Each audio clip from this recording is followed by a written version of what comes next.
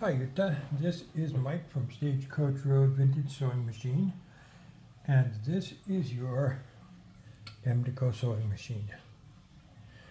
This is the final test before we pack her up to ship her out to you, and in this test we're going to go over the basic operation of the machine to kind of give you a little bit of a head start.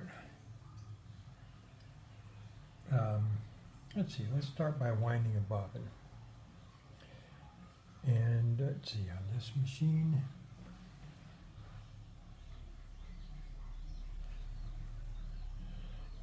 put your spool on the spool pin,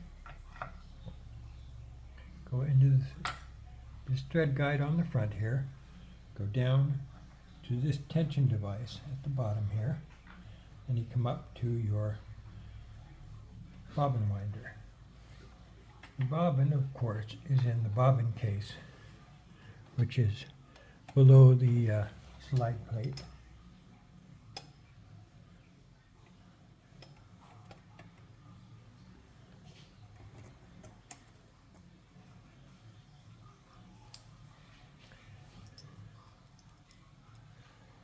And that's a pretty full bobbin, so I'm going to see if I have an empty one that I can use for this demonstration.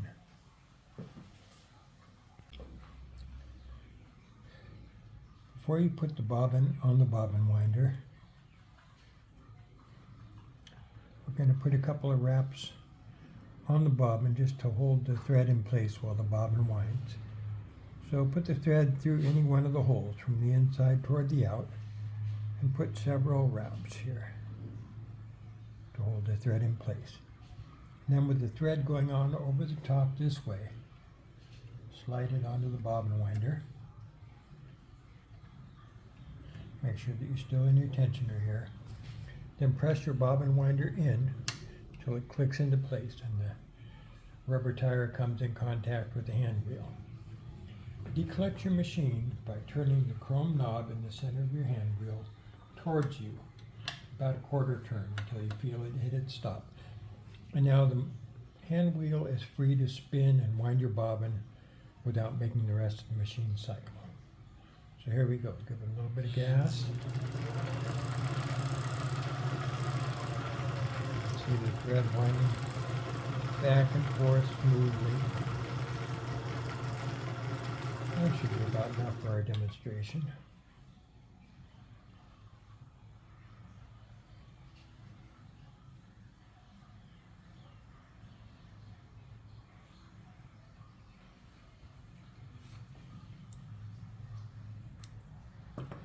So press this little lever up to release the bobbin winder. Reclutch your machine by tightening the chrome knob in the center of the hand wheel. Then slide your bobbin off of the bobbin winder. And with the thread coming off the top of the bobbin in this direction, drop the bobbin into the bobbin case. Direct the thread into the little slanted slot in the side of the bobbin case, and up under the flat leaf spring until it clicks into place. Now you'll feel a little bit of drag on the thread, and that's your lower tension. Hold the little lever out. That keeps the bobbin from dropping out while you're moving it. And with this little thumb pointing up, so it will go into the little notch that's cut out for it, slide this onto the spindle of the hook down here below the slide plate. Make sure that you go all the way in until that little finger is seated in its notch. To thread the machine, put your thread on the spool pin, and it doesn't matter which one you use. Go into the thread guide on the back of the machine here, into the thread guide on the front of the machine,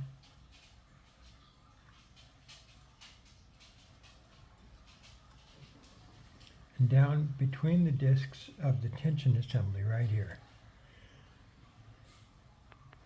Go all the way around until you can pick up this little thin check spring at the top here.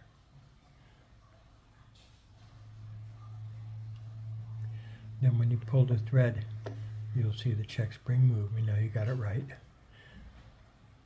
From there, you'll go under this big thread guide next to it.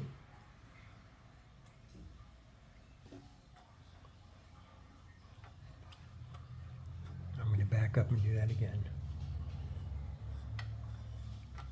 From the spool pin, you go into the thread guide on the back, the thread guide in the front, down between the discs of the tension assembly, all the way around. Then pick up the check spring, then go under the big thread guide here. From there, you go through the take-up lever, which is the thing that goes up and down.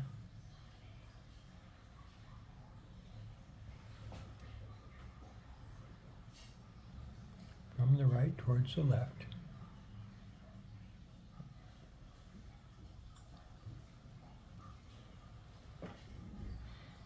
All the way down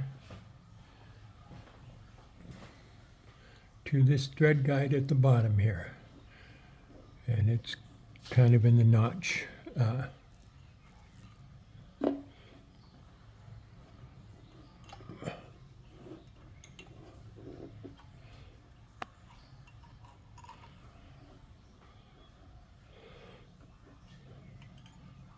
There we go. So from the take-up lever, you go straight down to the thread guide here. And it threads in from the side, so you just kind of have to work it in that way. Go to this thread guide here, little curly Q thread guide, and then go through the eye of the needle from the front towards the back. And it's easier to do that if you cut a fresh end on your thread before you try.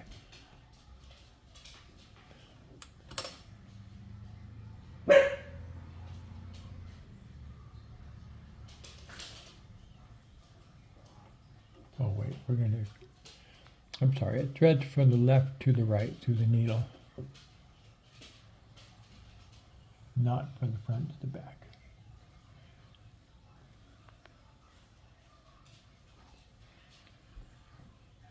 Now, to pick up the bobbin thread, hold your needle thread loosely and turn the hand wheel towards you, one full revolution.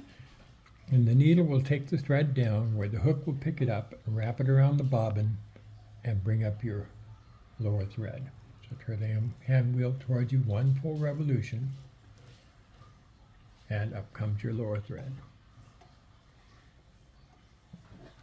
So now you have two threads up here.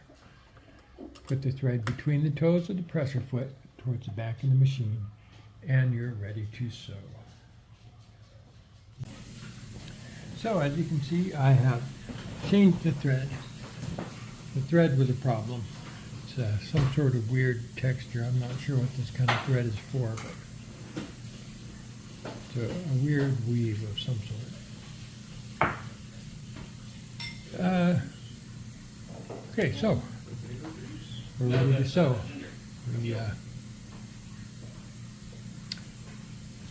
So you put the fabric under the presser foot, lower the presser foot using the lever on the back. The stitch length is set at 12. Stitch width is set at 0 for straight stitch. We're on the center position on the needle. It's about halfway down on the foot pressure, and tension is set at 3.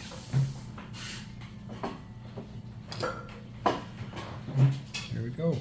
Give it a little gas, and we're sewing.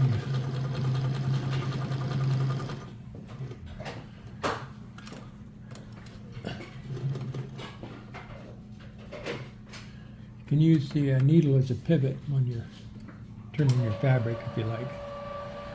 We're going to give it a little bit of stitch width now so we can make a zigzag stitch. That, press down this lever, and this will move the indicator in the window here from 0 anywhere up to 4. I'm going to go all the way to 4 on this. And while you're holding that lever down, you push the button to lock it in place. zigzagging.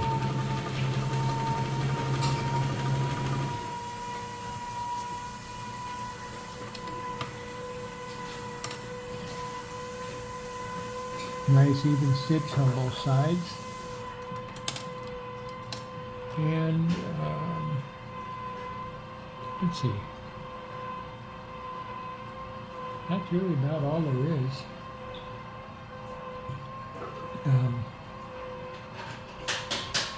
To release the stitch width, you just push that button again and you're back down to 0. It's always a good idea to take the needle up out of the fabric before you change your stitch width. This time I'm going to go about halfway up to 2 instead of to 4.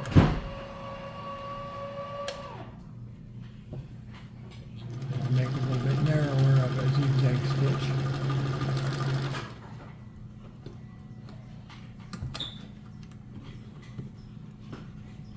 Now I'm going to go all the way over to 4, lock it in place, and I'm going to take the stitch width way, way down to about 26, 27 stitches per inch instead of 12 stitches per inch.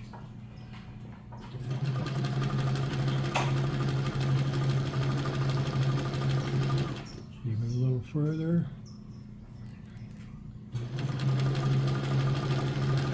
That's called a satin stitch. And it almost looks like a wide line.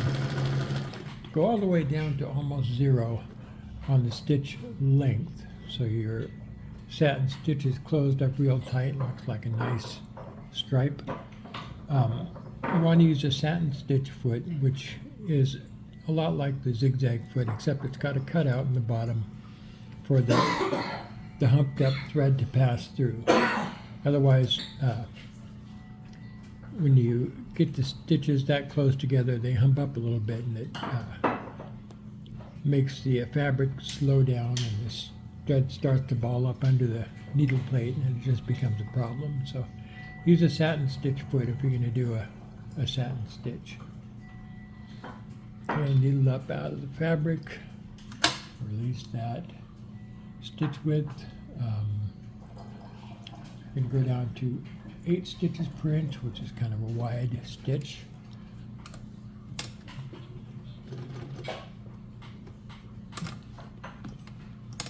We're going to go forward. This is your reverse button. Back, forward, back, forward, reverse, forward, reverse. Pretty simple. That's, I think, all of the controls. And you're going to want to oil this machine about every 8 hours of sewing. You know, whether you sew 8 hours in one day or a couple hours a day for several days, every 8 hours or so of sewing, go through and oil it all. And there are oil holes along the top, and you want to get underneath and oil all of the movement points, everywhere where things pivot and slide.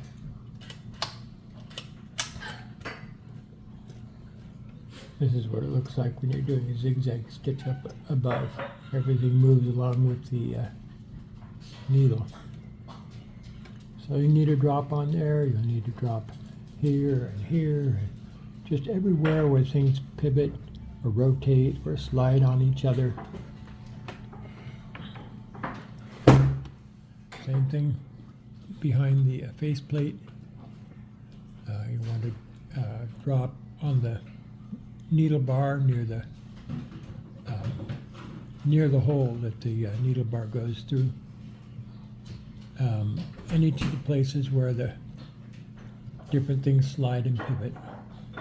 And then there are 2 screws on the top. You take those 2 screws out, you can take the top off, and same thing, look for everything that moves inside there, and everything gets a drop of oil right at the place where it pivots.